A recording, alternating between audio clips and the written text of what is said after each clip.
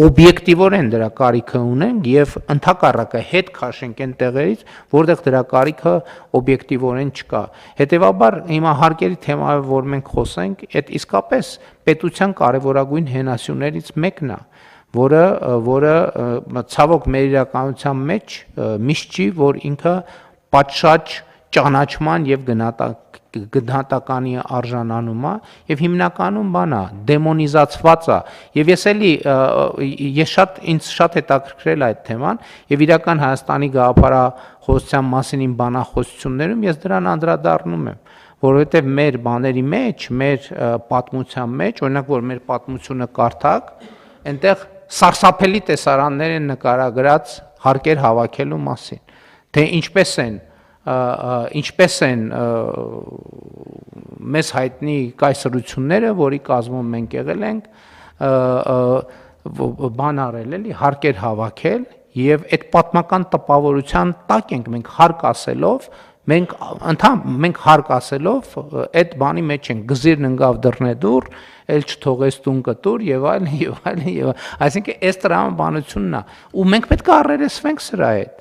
որովհետեւ ուրիշ բացատրություն չկա, մենք պետք է առերեսվենք սրա հետ, բարձրաձայնենք, որովհետեւ մեր պատմության հատորյակների, ասենք, շատ ծավալուն էջերներ, թե ինչպիսի բանի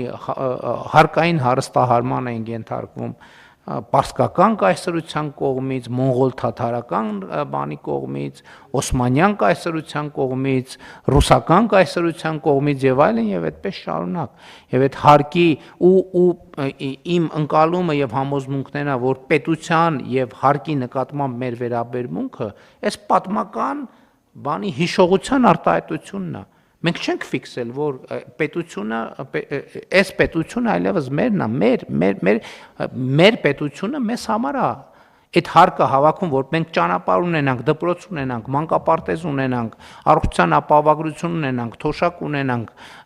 երրորդ եւ յուրաքանչյուր հաջորդ երեխայի նպաստ ունենանք, անվտանգություն ունենանք եւ այլն եւ այսպես շարունակ։ Եվ այս սոցիալ հոգեբանական շերտերին մենք անպայման պետք է անդրադառնանք եւ բարձրաձայնենք։ Հարկը մեր բոլորիս բարեկեցությունն է, բոլորի, առանց բացառության բոլորի, ամենահարուստից սկսած, ամենաաղքատից վերջացրած,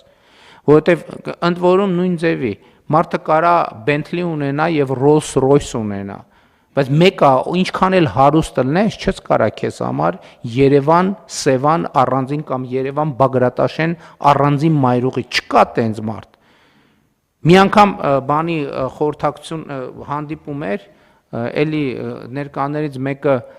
խոսած սենց ասեց հարուստներին էս անենք, նկատի ունի, որ հարուստներ ասցի մի րոպե, Հայաստանի Հանրապետությունում ամենահարուստները, ասցի Հայաստանի Հանրապետությունում ամենահարուստը Հայաստանի Հանրապետությունն է, ճիշտն ասած ընդեղ ուրիշ ձև եմ ասել, այստեղ չեմ կրկնի թե ոնց եմ ասել, որովհետև բաների տեղի կտա, բայց իմաստը է, չկա տենց, ով հարուստ են, դե հարուստ են թող իրանց համար բան անեն, օդանավակայան կառուցեն,